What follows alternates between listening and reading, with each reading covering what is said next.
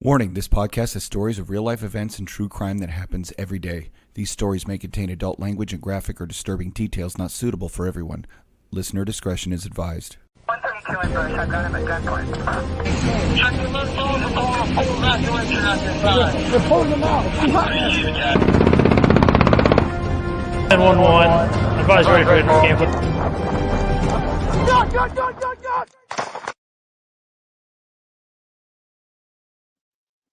Welcome to another episode of War Stories, and we're doing it live here on this beautiful Sunday morning. So we thought we'd go live for this live debrief, so you guys can chat and make comments on the videos we're going to watch. And then this episode will be out tomorrow as a podcast. So this live debrief is for sure a live debrief. It's brought to you by Safe Flight Auto Glass, and I'm Chuck. No, it's not brought to you. No free commercials. Not brought to you by. It's not brought. Although if Safe Safe wants to sponsor us, we'll take their money. I'd rather be sponsored by I'd rather be sponsored by like Dixon Flannel or Liquid Death. Or I thought you're like, I'd rather be sponsored by Dick's. It took you for a second. In flannel. Oh man. Dick's in flannel. No. No Dick's in flannel. No, I got it. Flannel. No, fuck Safe Flight, because they don't want to come out and fix my truck. They keep putting me off. It's just on my mind. I don't know. So you're just mad at them right now? I'm mad at them. Pretty mad. Well, so this was not going to be a live debrief this week, was it? No, it was not. We had a guest. Unfortunately, some things came up, and Life he happened. has to attend to some things. I don't know what they are, but we're going to try to get him on for next week, and then Yeah, if you cancel on us, we're not going to ask why. We're just going to be like, okay, no, we're not. We don't need to know. Yeah, no, we're good. It's Anyway, your personal shit. so for those of you that are joining us live, welcome to the show. And for those of you who are listening to this on Monday, it's too bad you can't interact with us because we're going to watch some of these videos that we've been sent. One of them we just watched before because we've been asked so many times for it. And so we just watched it like a little bit before we started. And I'm not looking forward to watching it. Not at all. No. Nope. Although I did find a video of me getting tased. Really? Yeah. That I could show you. I never want to see that in my video ever.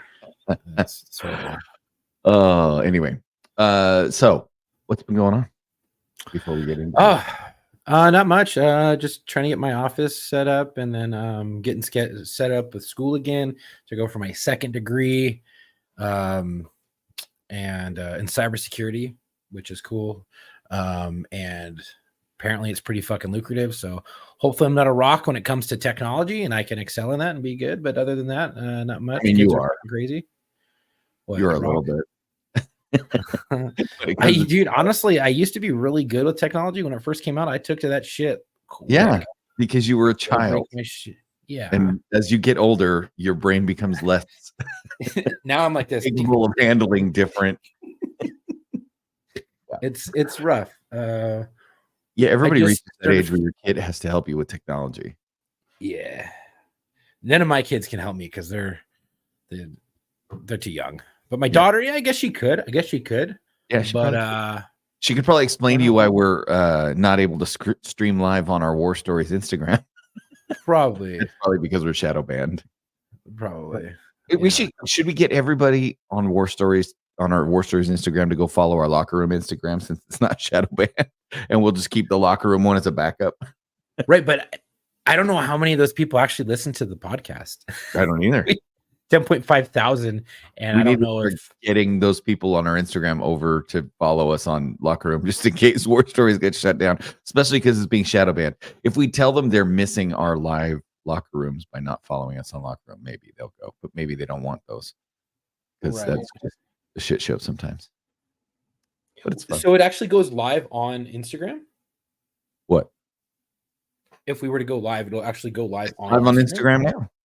That's cool. Yeah, we're live on Instagram right now. And I want to say hello to Kat and Brock. This is like Romper Room. Kat and Brock and Cosmo and G. Nelson and Stuart Sky 99 and JS Adams 79 Interesting. are out there in Instagram I can land. see that. Yeah, well, it's because I have all the dashboard controls. I know. Anyway, so we are in possession of some videos that I've got ready to go, and some of them are most of them are on our social media for the most part. There's one that we just are uploading. So this one I thought we would start with. This one's pretty straightforward. It's graphic, but it's pretty straightforward. So Yeah. here we go. Let's see. This is the cop arrives. There's a lady leading into this apartment. You've been on the job. You've been on this call. Yep. Somebody leads you to an apartment, and he You gets hear her screaming. He opens Kick the the door. fucking door. He's about to. There's a arm that comes out below the handle, covered in blood, and there's a shirtless guy in there.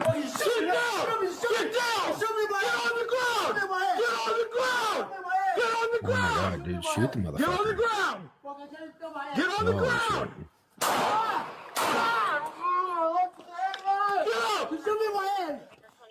Shoot me in my hand! 22 shots fired! Get on the ground! Get on the ground! Get on the ground! Do not move! Get on the ground! Do not move! Matt, come over here. Yeah. Get her out of here! I had some issues with that. So let's talk about what happened for a minute, and then we'll talk about what went on there. Good shooting. Hey, Jason. Yeah, I mean, I think It's you not can. gonna not start be with, I think you could articulate that it's justifiable. It's very justifiable. That's the big question. What was it justifiable? Yeah, I'm pretty sure it was. Yeah, dude, that's like a textbook. When can you shoot them in the face? This Yeah, here. right here. I mean, you technically can shoot them in the face whenever you can shoot them, right? Like if you can shoot them. Here's the thing: there is no rule about when you. It's not like a baton, right? With a baton, they tell you, okay, you can beat them up with it, but don't hit them in these places if you can avoid it. By it, if it happens by accident because they're fighting and struggling and stuff, shit happens. I guess. Yeah, like Try to head, avoid neck, spine. Head, neck, spine, right? Yeah, right, exactly. They understand that if people are fighting and you hit them in the head, neck, or spine, it's because they're fighting and it was unavoidable, right? But you cannot target the head, neck, spine, groin, elbow, knee, right? You can't, unless you could deliberately target elbow, knee, wrist, small joint, if you have an articulatable reason why there was a need to up the use of force to the point where you're potentially going to maim somebody, right? But firearms don't have that caveat with them that says, well, if you're going to shoot somebody, you have to shoot, like the whole shoot to wound, right? Shoot them in the leg. Why don't you shoot them in the leg? There's a great story behind that we've had a guy come on, and I think he's told it. He was Brandon, BC White official, Brandon White. He came on the show and talked about his time when he went to the Route 91 and got shot, and then he came back on and talked about he worked for Arizona State Police or DPS, whatever it was, and he responded to a shooting where the officer shot the suspect with an AR in the fucking leg, and it traveled up to his heart and killed him with one shot. Just because you shoot someone in the fucking leg doesn't mean you're not going to kill him. You can hit him in the hip. And in the military, the Marine Corps, where the T-box is, generally when you go to the range and you see a T-box up on the top of the head, it's a fatal area. Well, in the Marine Corps, they also teach you in the military, whatever, I just did in the Marine Corps, the groin area where your hips are, because your femoral arteries, you hit one of those fucking arteries, you're done. Right. You're done. Right. You're done. Like a femoral artery, if somebody is not willing to reach into your leg and hold it closed, which we've had stories about that too. There's no like, well, you can shoot him here, you can't shoot him here, you can, you can't, you can, you can't. I can tell you, I've personally heard a story from a cop who shot somebody in the forehead, and the round, it was a .40 caliber round, hit him square in the forehead, bisected the cranium, traveled around between the skin and the skull, never penetrating the skull cavity, and then exited out the back of the skin without ever penetrating the skull. There's been His so second many in the round, military like that. yeah, and his second round, the guy turns around and bends over because he's inside the police car. His first round hits him in the head. His second round, he turns around to try and pull the rifle out of the rack, and so the only shot the cop sees is his ass, and he shoots him in the ass, and it goes up and kills him in his heart. Headshot, right? Right in the ball, dude. The Texas headshot, man. And for those of you who don't know what a Texas headshot is, it's I think it's just a hunting term, but it's if you see an animal's ass and you can aim straight for their culo and get it straight up their culo to their heart is known as the Texas headshot. Oh man, so that yeah. sounds shitty. Jason says they should have shot the knife out of his hand. So let's back up. She gets there. He gets there. The cop gets there. And I've been on this call, right? Unknown trouble. Somebody's calling for help, domestic, whatever it was. We don't know how the call came out, but there's an RP or a PR, depending on what department you work for, or whatever. And they're guiding him to this apartment. And he makes it to the apartment. And when he gets there, I hear screaming right away. And the girl who's leading him to the apartment is in tears. Like she's hysterical, right? So like at that level, everything gets jacked up, right? You went from getting out of your car at maybe a level 4, and now you're hitting the door at a level 6, is for me, right? Like if level 10 is, shots fired, I'm hitting that door to level 6 right there because of hearing the screaming and I don't know what I'm going to get, right? 100%. Try to stay calm. Well, I think when he backed up, he was getting ready to boot that door, to your point, right? He tried the door. Right. Didn't open.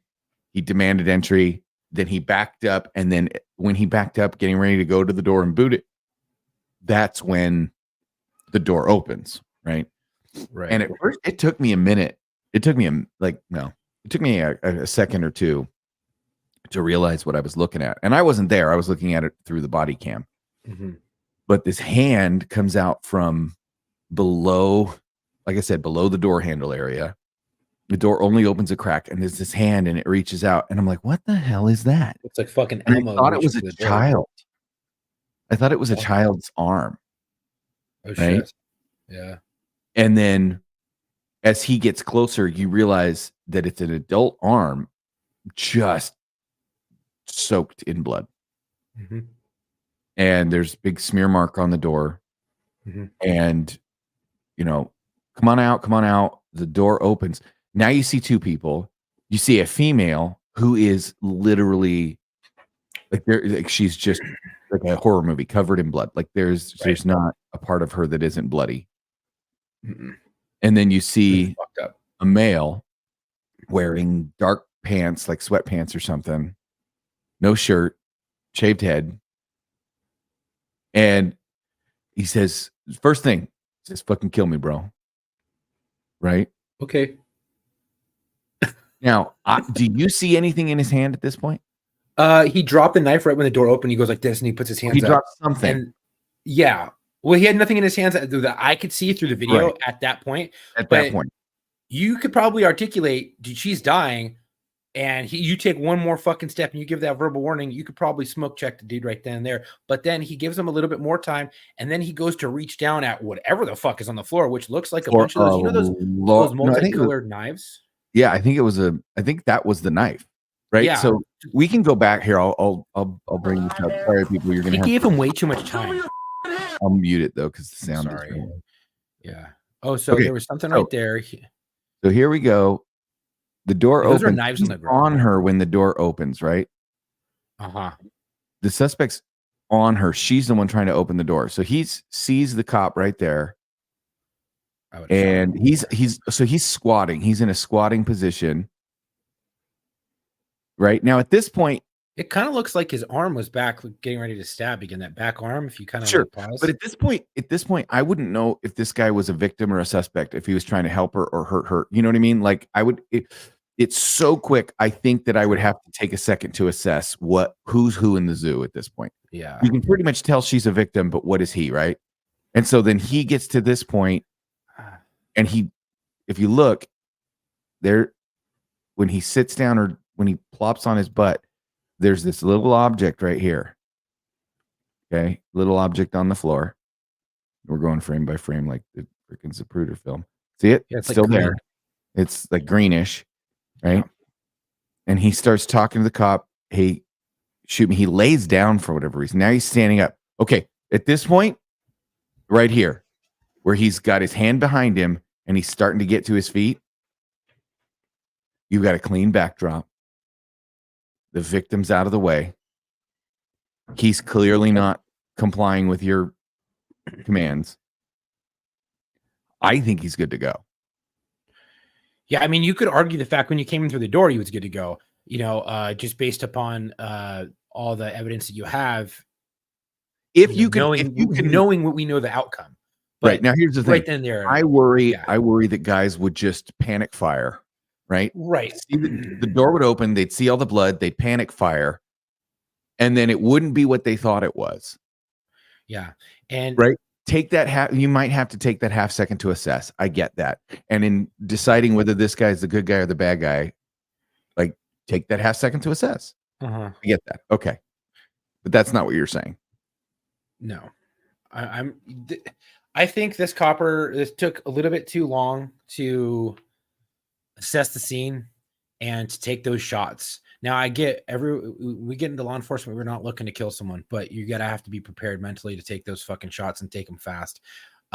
Because you can come into a situation like this. He allowed that suspect to stab her one more fucking time. If she would have died, and she didn't die, the outcome was she lived. If she would have died, he would have been open civilly to a fucking major lawsuit, and his department would have gotten fucked because he allowed that suspect time to stab the victim again, because there were so many times where this guy's pleading and fucking doing shit. But the moment he reaches for that knife, right? So he gets up here, or he's getting up, and he's still yelling. The knife's between him and the victim, and he's yelling, "Shoot me, bro!" But now he's on his feet, and he let him get to his feet. Right? Lets him get to his feet. Boom. Then he kicks whatever that green object is. Right? Yeah. Now he sees it, and now look, shoot right here. Right? The victim's out of the way, right? Now, I would like to see from the moment he doesn't shoot. The moment the suspect sees where the knife is, let's count the seconds. Ready? Here we go. 1,000, 2 1,000, 3 1,000, 4 1,000, 5 1,000, 6 1,000. 6 seconds where the guy's trying to pick up the knife. And he just stabs her. And the victim is crawling out of the door to try and get away from him, but she has to crawl past him where he's getting the knife. Now the cop has backed up, so he's not even as close as he was to the suspect. And guess what's between him and the suspect now? The victim. Yep. Now you're fucked. Now you're gonna take the shot. He gives him one round, and then he drops on the victim. Dude, you should now he's like using the victim as a human shield. Finally, he stands up and takes the next couple of rounds and then lays back down. What I find interesting is the officer never freaking puts one in his dome. Or at least that I can tell. There was a clear shot right when he should never have gotten to that point. When he was fucking around on the floor, he should have dumped him right then and there. He should have unloaded at least 5 rounds into him, put him onto the ground, rendered him fucking no longer a threat, neutralized him, got that victim to safety, and then dealt with him and got him medical aid and all that stuff. But you're allowing this, and I think I know the reason why. It's California. This is a Northern California or Central California agency. And in all of California, you basically have liberal agencies and liberal policies that are attacking cops, and cops don't feel safe. Where I've seen cops chase someone with a machete, actively swinging at them, and they still didn't dump them. And they tried to use everything else, and then finally they shot him. Right. But they allowed that to happen because of one simple fact, that they are afraid to lose their fucking job for making the wrong call. Because this is all on the heels of the BLM shit, the Ferguson shit. Ferguson was 2016, BLM was 2020, and all those riots and stuff like that, because a cop, fucked up or didn't look good on camera or whatever. And now you're Cops are getting fired left and right without even their departments backing them. And then they get found out to be completely justified, but now they're out of a job. Right. So these cops would rather be fucking, I'm going to fucking pump the brakes hardcore. And I've heard these conversations personally at my agency. I'm going to take as long as I can to get to calls. Hopefully the suspect's fucking gone, because I don't want to deal with the ramifications. If shit goes sideways, my department's not going to have my back. These are from the men and women on the fucking streets every fucking day. And that is not something that should be going through their minds. And when it's going through their minds, it's going to second guess. They're going to start second guessing themselves while it's going on. And there was a comment on Instagram. Oh, I don't think he was second guessing. Yes, he was. Yes, he was. I can see the hesitation. Everybody can see the hesitation. Tom was a tactics instructor. You can see the hesitation. There is. I've done this long enough to know that there was a decision-making process going on, right? There was. So we've talked about it. I know Chuck, and there's a police officer, deputy sheriff, I think, named Kyle Dinkeller. Well, he's no longer alive. And Kyle Dinkeller's shooting is famous on the internet. You can watch it. He was murdered by a bad guy with an AK-47 on a traffic stop. And during that entire altercation, when Dinkeller's pointing the gun at this guy and trying to get the guy pulls an AK out of his truck, points it at Dinkeller, shoots at Dinkeller, is like going around the car trying to get at him. Oh, yeah. And the entire time that Dinkeller's issuing commands to this guy, he's saying things like, "Sir, please drop the gun. Sir, please stop shooting. Sir, please stop killing." If your mind is still saying, "Sir, please," in a deadly force situation, your mind isn't in the right place, right? And I know we've talked about it on the show how how departments will like find you in policy for shooting somebody, but out of policy for saying the F word when you did it. Yep. Take the day on the beach for saying the F word. Don't. There's a very famous story, for those of you who've been in law enforcement long enough, about the California Highway Patrol and getting in a shooting in a place in Southern California near an amusement park called Magic Mountain. And the Newhall shooting. It's on a road called the Old Road, if you want to look it up. And one of the things that happened was when these officers were killed by these suspects that engaged him in a gunfight. It was four CHP officers shot and killed, right?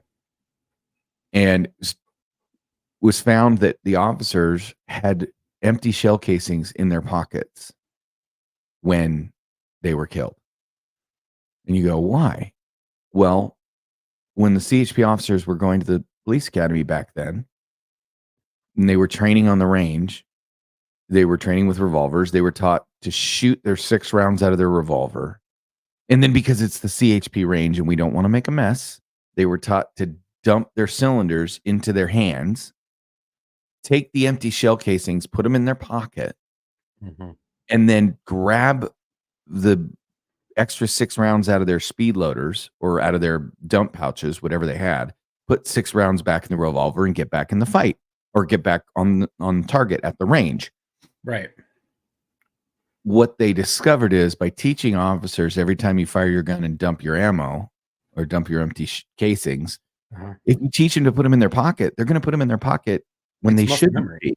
It's muscle memory, right? It's that whole, you're going to fight like you train, right? Yep. So what we're talking about here when we see this hesitation, it's just because we've seen people do this job for long enough. We've had trainees enough times. I've taught enough classes. I've debriefed enough incidents. I guarantee you, if I were to talk to this officer, he was like, I didn't know what I had, right? I wasn't sure, right? If he's being honest, he's like, I wasn't sure if I should shoot him. And then when he grabbed the knife, then I felt like I could shoot him because he didn't have anything in his hand, right? Right. But that's a false. It's a false sense of duty to wait until he rearms himself with the knife. Dude, he's a threat.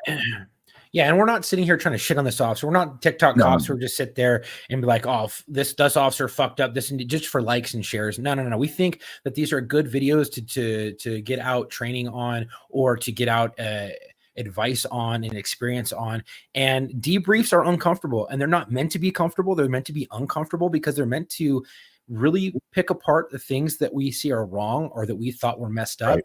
And generally they happen directly after an incident, where when you get into a shooting, you really don't have time to debrief that. No one talks to you about it because it's under investigation. It's under investigation for a long time. So we like to take this time and opportunity to look at these things, to break them down, to say what we think is fucked. So that way, and maybe if this officer listens, or another officer who's might be in this situation down the road, or has been in this situation, can know where the messed up portions are. Not to say that the cop did a bad job. He saved the lady's life. Good shooting. Good job on him. However, hesitation can kill. Right. And it could have ended up very differently. He's very lucky it didn't. And we're not sitting here trying to say this to shit on him. It's a learning experience for everyone. And I've had my incidents fucking destroyed after a debrief, after the incident was called cold and we were talking. I've looked stupid. I've looked foolish before, but that's how you learn. That's how you learn. You fuck up and shame. You know, you learn more from your mistakes than your successes. Exactly. That's been said. And I wasn't the first person to say it, but I'll keep repeating it. But also, so let's back up a minute. Let's say that this officer is listening. Let's pretend this officer is listening. So I'm going to speak directly to this officer. Okay. Assuming you're listening to our show. Great job. You went home at the end of your shift. Uh-huh. The bad guy was taken down and the victim survived. Ultimately, it is a great job. If you are listening and you're hearing what we're saying, we think you did a great job. We hope that you take what we are saying about what we observed as impartial people, not there in the moment, not experiencing the emotions you experienced right then and there. We hope you can take those criticisms and those critiques and maybe think about your own performance moving forward and talk to your partners and see how you can improve, because everybody can improve. I know, I can tell you, after I got in my first critical incident, I went back and looked at a bunch of other things that I realized I had let get way too close to the edge. Oh yeah, dude. And the first one, shit. The first time you get involved in shooting or something like that, and then you realize all the other times that you probably got closer than you should have let it get. This is one of those, like, I would be willing to bet when he watches the video back, he will say the same thing we're saying. So yeah. Now, this is where we're going to tie these together, because that was about an officer being approached at the door by a suspect with a deadly weapon. There was a victim involved, right? And the suspect wasn't aggressing the officer, he was aggressing the victim. Now we're going to look at one that's in the news that everybody wants us to watch. Yeah. And we've got a couple of videos of it. So we'll go with the first video, which is just the footage from the body cam, but it stops at a critical moment. So we looked up some other footage of it that we'll share. So this is in where is it, Chuck? It's New Mexico. Las. Oh no, this one. Oh, I'm sorry. This is San Bernardino Sheriff's Department. Yes, San Bernardino Sheriff's Department. Now, child has the 15-year-old person. Well, we'll talk about that in a minute. Let's just see what happened. Yeah. So, the headline says 15-year-old fatally shot after charging at deputy with a bladed gardening tool in Apple Valley. If you don't know where Apple Valley is, it's the desert. Get back! You're gonna get shot! Okay. And so what that cuts off is the cop turns around from behind and starts putting rounds into the suspect. Right. You can see his arm behind him and shooting. You can't really see in this, but right here on the video is the suspect, or there's the deputy, and he's running away, but his gun hand is trailing behind him. And here in this blue blur is the 15-year-old. This kid has autism and a garden hoe, right? Isn't that what he has? A garden hoe or something like that? Yeah, it's a gardening hoe. Yeah. You take a gardening hoe, it can kill you. right? It might not. It might not. Just but like a it bat can. might not kill you. You're right. It's a deadly weapon. Now, here's the video I found of the incident. This is from a local news station, so I'm going to try and share this one because I think it's important. It actually has the video of the backup officer, so you kind of see what's happening here. This Called is 911 yeah, yesterday, almost just before you- 5 p.m., Right. after the boys started attacking family members and damaging property in the Apple Valley home where he lived. When deputies arrived, authorities say 15-year-old Ryan. Now you can look right there. This deputy is running away.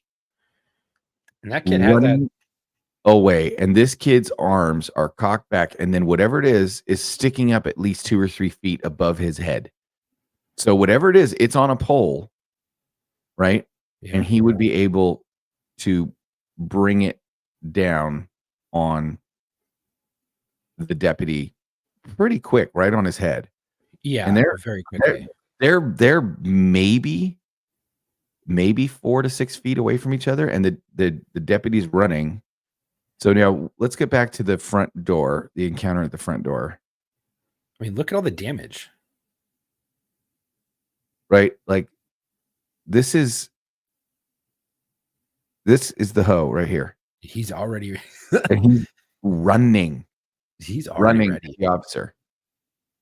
He's made up his mind. Yes.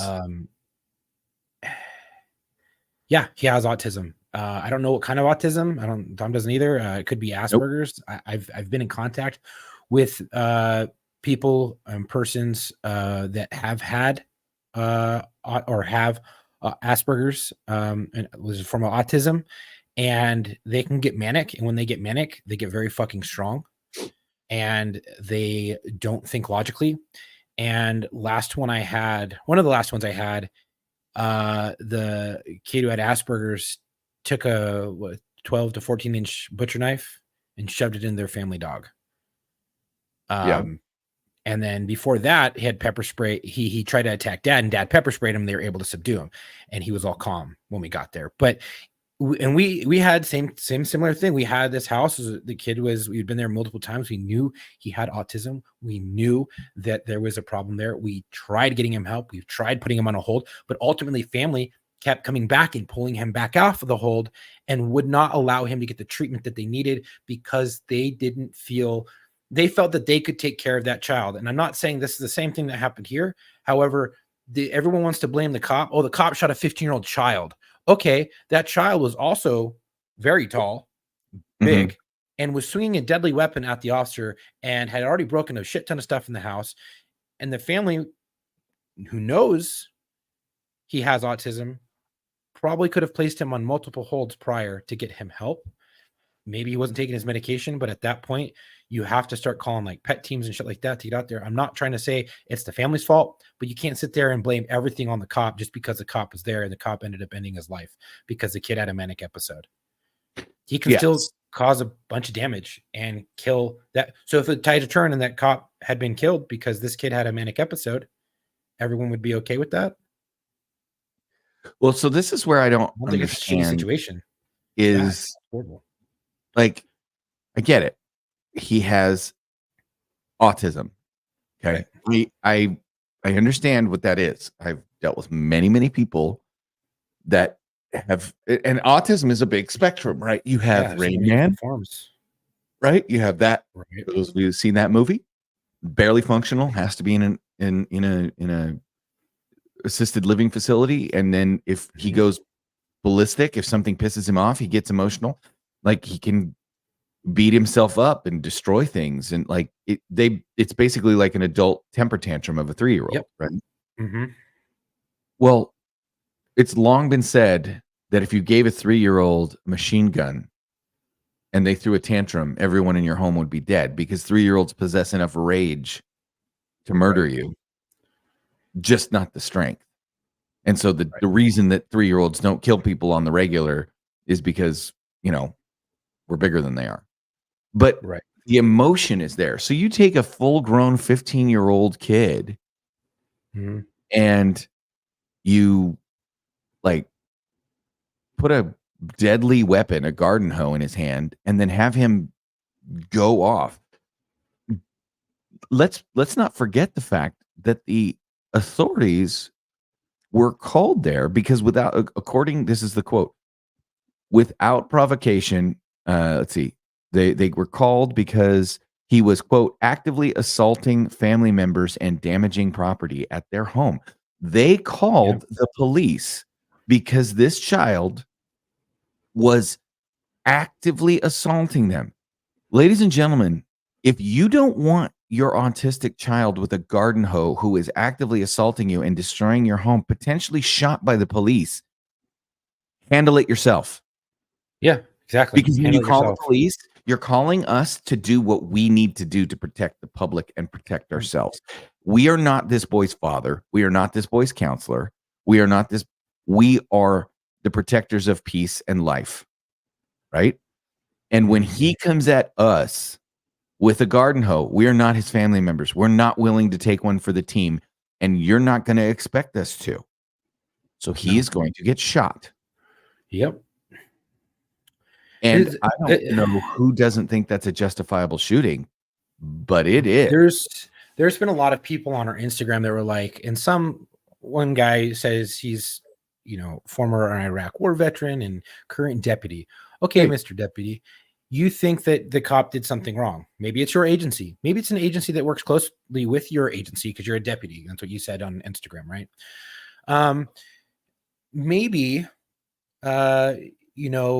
you think that less than lethal or less lethal or whatever the fuck could have been utilized here. I don't know how. What time? At this point, I don't know. You said maybe with the tools that the police possess now, whether it be tase them or spray them. Okay, you piss off a kid like this and you spray him in the face, and now he starts swinging that fucking thing, and now you're right in the way because you had to spray him, and now you're self-contaminated because it's in a fucking house in a doorway, or you spray your partner because you don't have time and you're throwing it behind you. I mean, I don't know. Like, I don't think it would have been effective. However, this is what I'm going to say. And this is probably because they're a small agency. That this is an issue. That the child inside or the kid inside or whatever the fuck, the 15-year-old inside is having a manic break. He's harming family members, breaking shit inside the house. Don't just show up with you and your partner. Show up with at least 4 officers or deputies, a supervisor, have a contact team before you even get in there. Park down the street, have a fucking contact team, or get there and get it all up on the fly, but everybody will roll at the same time. I get it was probably a code 3 call and you're trying to get there as fast as possible because you're trying to preserve life within inside the house because you think so. There's so many like shoulda, coulda, wouldas. I think the deputy did the right thing. He got there fast. But if you have the opportunity and time, take a breath for a second, take that extra 30 seconds, get your resources there, and you have a contact team and arrest team, call his ass outside, create some distance from him. And if you can, shoot him with less than lethal, like a foam baton round or a 40 millimeter. But outside of that, you can't get close enough to him to try to tase him or spray him because of the weapon that he's holding and how big it is. And it's got a big ass beveled edge on the end of that thing. All right. So let's talk about what those comments are. Could have gone this is from acidic intentions. Could have gone non-lethal to start. Spray him or tase him, especially if you have a partner on the scene. These dudes deal with split-second decision-making, intense situations. So obviously FAFO, but no one deserves to lose their life when what they really need is mental health help. Okay. So let's talk about a couple of phrases that you used in there. Okay. Yes. FAFO, fuck around and find out. Right. And yes, they were dealing with split-second decisions in a tense situation. I will start with your assertion that no one deserves to lose their life when they really need mental health help. I don't think anybody necessarily deserves to lose their life unless the state has decided that they need to, or you have done something, you have engaged in an action that threatens the life of someone else. And if you are taking the life of someone else or threatening the life of somebody else, such as our guy who was stabbing the girl on the floor of the apartment. See how this all ties together? Cops go to the door. They're open. They make split-second decisions at the door, right? In one instance, the cop waits a long time, right? In my opinion. But it was a good outcome. In this case, it was the same outcome. Suspect gets dumped, but it was a 15-year-old kid with autism. So what we're saying is that these cops should have made a different decision based on the fact that it was a 15-year-old kid with autism. The behavior was the same. He was assaulting people in the house. Now, there wasn't a bloody victim laying at his feet, right? But the family called the police about him assaulting them. So did he deserve to lose his life for having a mental health problem? No. But did his mental health problem cause him to commit an action that caused him to lose his life? Absolutely. Did Ted Bundy deserve to have a mother that claimed she was his sister and grandparents that claimed they were his parents? And then like did John Wick, like all these people had shitty childhoods growing up. Right. Okay. But Ted Bundy still was a fucking serial killer who deserved to die. Right? There's a difference between an explanation and an excuse. We've talked about that so many freaking times. The explanation for this kid flipping out is that he has autism and lost his mind. Mm-hmm. Is it an excuse? No. But the family called the police. What did they expect the police to do? And this is why we're watching this one, because now we're going to show you something that people have been asking us to debrief for a while, and I don't want to do it. Honestly. I don't want to either.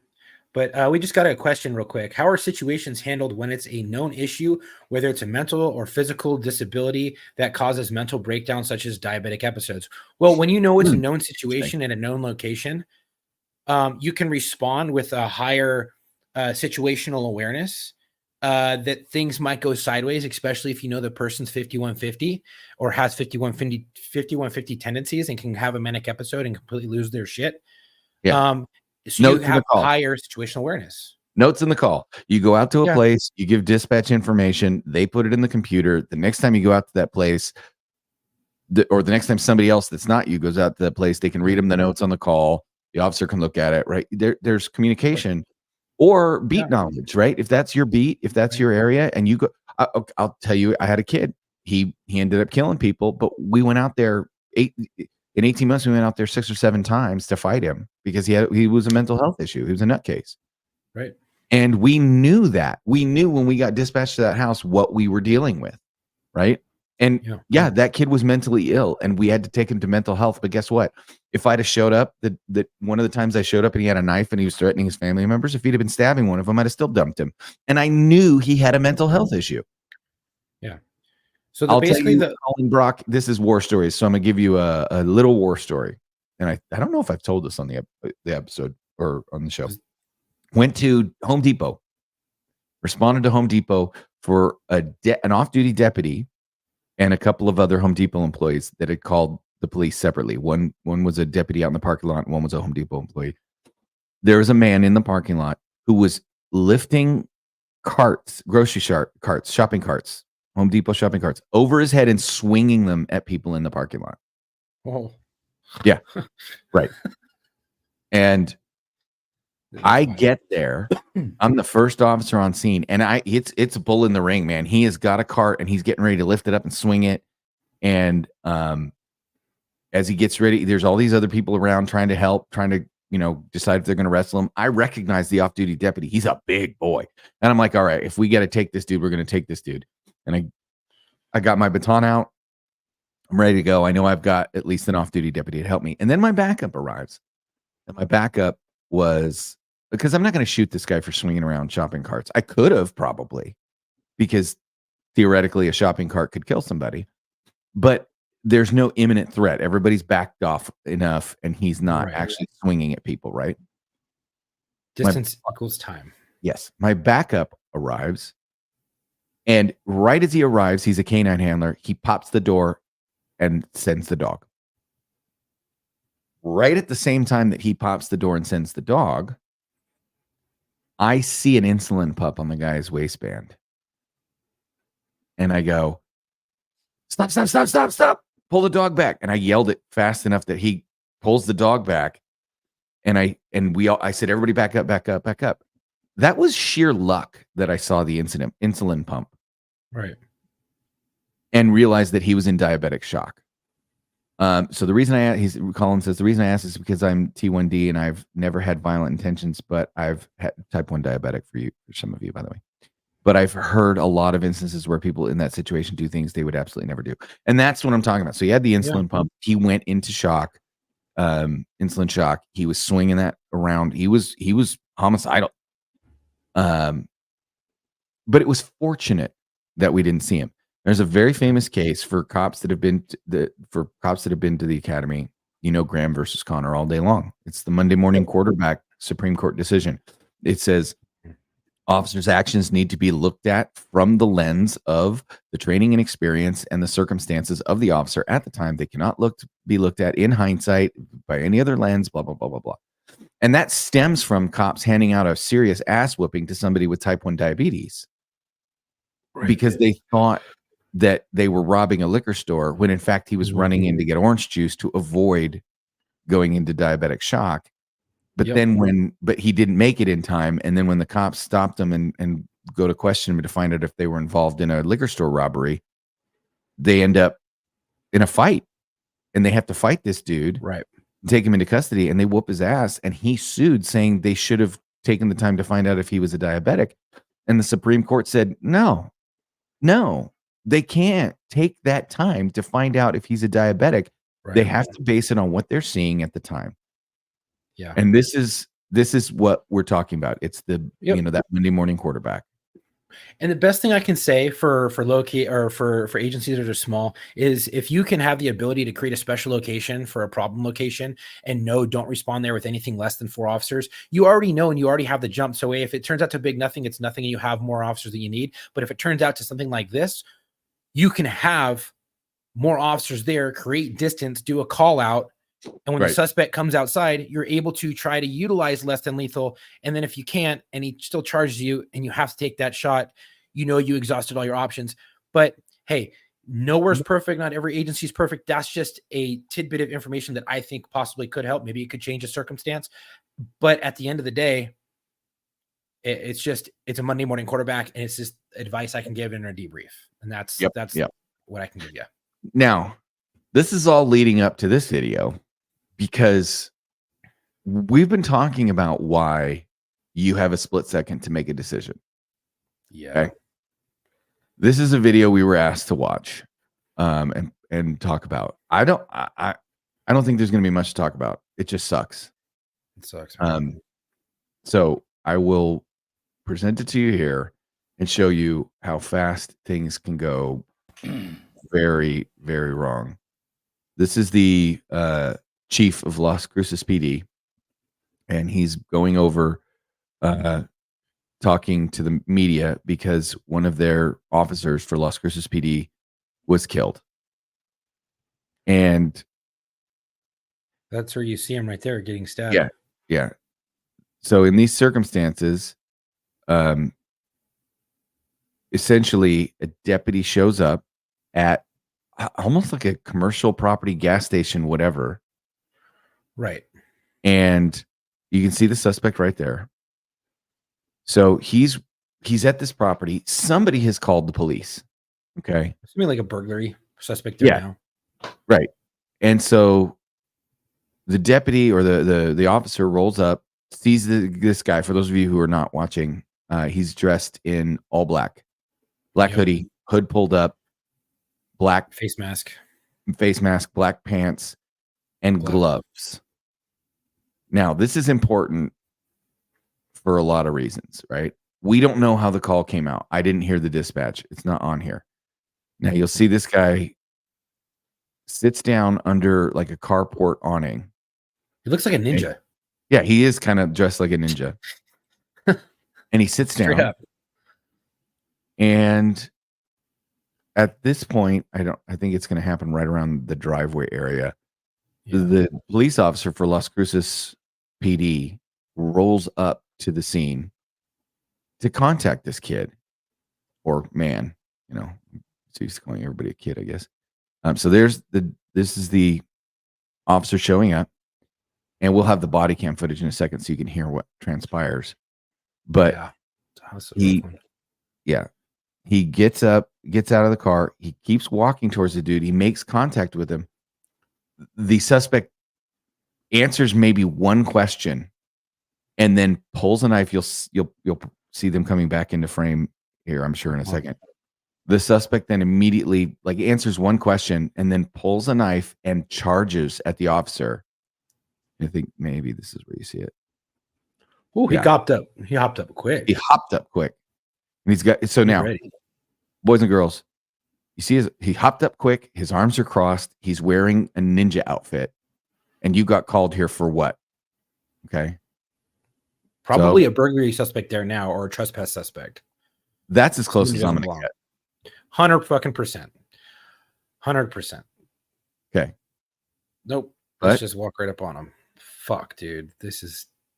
And the guy No, you let him there get. pulls a knife. Boom. The copper even has. Oh shit. And then he Dude. trips. And he proceeds to get stabbed A lot. a lot. And this is the body camera footage here. 989 Central 97. And I'm going to mute it as soon as it goes sideways because I don't need to hear this. But I just want you to hear the contact. Right. How's it going, boss?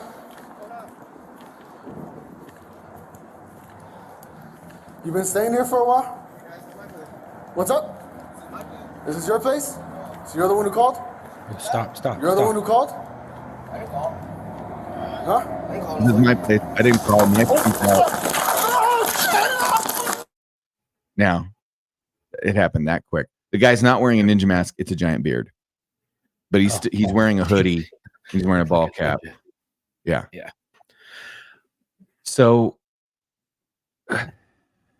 I can say one thing, and it's plastered on this in my station stairwell, and it's the 10 commandments of law enforcement. Basically, you have tombstone courage and you have complacency, which are the two top ones that are going to get you fucking killed. Yep. Tombstone courage is just when you've been through so much, you think you're the hot shit. You just roll up to everything, big D swinging all around, like yada yada. And it's basically like complacency. But you just think that nothing can harm you because you've been through so much and you don't notice certain things that can kill you. And then complacency is just being like, all right, it's another fucking mundane call. All right, I've dealt with this guy before. I've been over here before. I know this person. I know this location. It's just probably another transient squatter. I'm just going to shoo him out. And you get real close. And next thing you know, you're getting fucking stabbed. And we hate to do this. And I'm never going to, I don't want to speak ill of a person, but I think what could have saved his life, it just like Tom said, is if he would have stopped, created that distance, because now he's armed with a knife and there's a 21-foot rule, right? You can, within 21 feet, you can unsheath, stab someone before they ever have a chance to draw and fire their weapon, right? Basically what the 21-foot rule is. Now, he didn't know he was armed with a knife. He's holding a sheathed knife in his hand, but it's really hard to see because it's dark and his body's dark. But he shouldn't have gotten that close. He should not. Everybody has a knife. Everybody has a gun, right? Yeah, that's true. Especially if you're a burglary suspect, they're known to carry weapons and knives. And if it did come out as that, then he should have known and he should have drawn down and let me see your fucking hands, da da da da. But it's like hard to not know the comments of the call and just be sent this. And like, what do you think about this? I think that he should have had created distance to talk to this suspect, because not to mention he's either a suspect of a burglary or a trespass, or it could be a transient, but we all know transients carry weapons to protect themselves. We all know that burglary suspects, or generally trespass suspects that turn into burglary suspects, all have weapons and knives and guns and shit like that, because they have to utilize crowbars and things like that to break into homes. It's all knives, or it's all weapons. Right. So unfortunately, I see a little bit of complacency, and I think that's what fucking got him killed. And he walked up onto him, got way too close, allowed the suspect to get close, and next thing you know, guy's pulling out a knife and he takes off running, but now you're within 5-6 feet, and ultimately that's what ended his life. And I think it's sad. I think the department should be really looking at this and really revamping some training and tactics, to help better preserve the life of their officers. And just have a little bit more training, because training is what's going to make the difference of life and death situations out there. Like we talked about muscle memory. You do training and you train a lot and you do a lot of scenarios. When you get into a situation, your muscle memory is going to take over. And if you have good muscle memory and you're being taught the correct things, it's going to help save your life. Mm-hmm. But if you're not taught the correct things and you keep perpetrating like bad things, like getting too close to suspects, it's going to happen when you're not thinking about it, because your muscle memory is just going to take over. So I think that their agency, to help better save their officers, is going to need to revamp a lot of their training and techniques and tactics. So we don't normally dedicate our debrief episodes. We use that when we have guests, right? I got it. But we will dedicate this episode to Officer Jonah Hernandez. And Chuck, if you want to go ahead and are you going to read ODMP? Yeah, I have it right here. Okay. So it's Officer Jonah Hernandez. We're going to dedicate this to him. But I want you guys to pay attention to something. And this is one of the reasons, obviously, we're going to dedicate it to him, because he did lose his life in that incident. But also pay attention to the details, because something might jump out at you. Yeah. So this goes out to Jonah Hernandez. Patrol Officer Jonah Hernandez was stabbed to death while responding to a trespassing call at the 300 block of South Valley Drive in Las Cruces. A witness to the stabbing shot the suspect, while another witness called 911 for help. Officer Hernandez was transported to Mountain View Regional Medical Center, where he died from a knife wound to his neck. The subject had a lengthy criminal record and mental illness. Officer Hernandez had served with the Las Cruces Police Department for 2 years. He is survived by his wife and 2 sons. He was 35 years old. He had a 2-year tour, and his badge was 989. Rest easy, brother. We've got it from here. I want you to take note.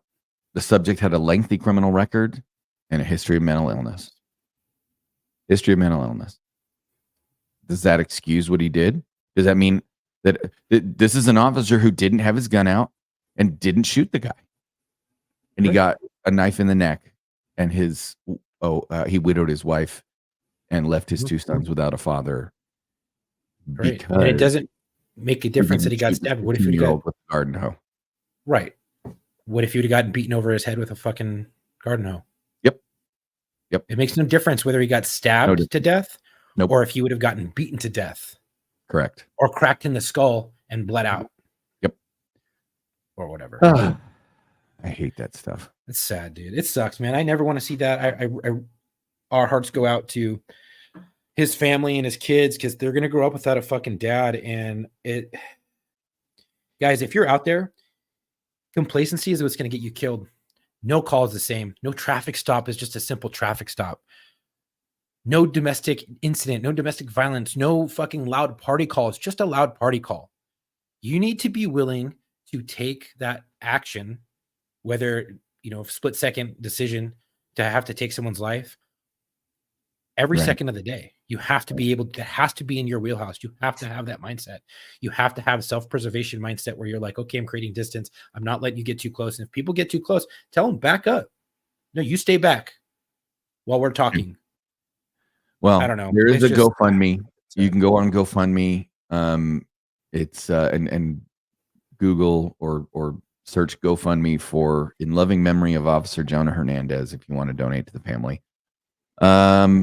They have reached $146,000 of their $150,000 goal to support the family. And let me tell you, especially in other agencies, other departments, other states, I don't know what kind of benefits the family's going to get. Like my agency carried life insurance on me, but it wasn't a lot. I mean, it wasn't not. It was enough to maybe cover the funeral and a month's worth of bills. And so anyway, I just wanted you guys to have that opportunity, because helping a family that just lost their father and husband is a good way to give back. So, right. And most standard life insurance policies are $20,000. $20,000 for police officers. Mine was 30 to pay for more. Yeah.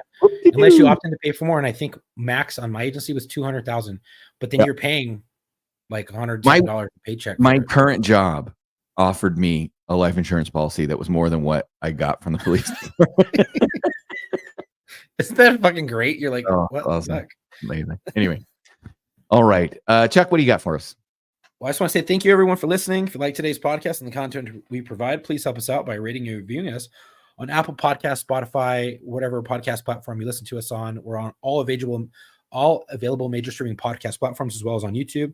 Please help us out by going to our Instagram at war_stories_official and our Facebook at War Stories Podcast. Please follow us, like, and share our posts there. You can click the link in our bio, hit all of our social medias and our website. That website is www.warstoriesofficial.com. We have some gear available there.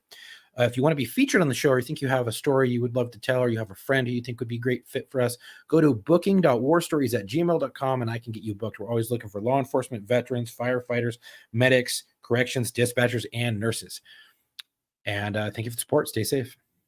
That's right. And until our next episode, come home with your shield or on it.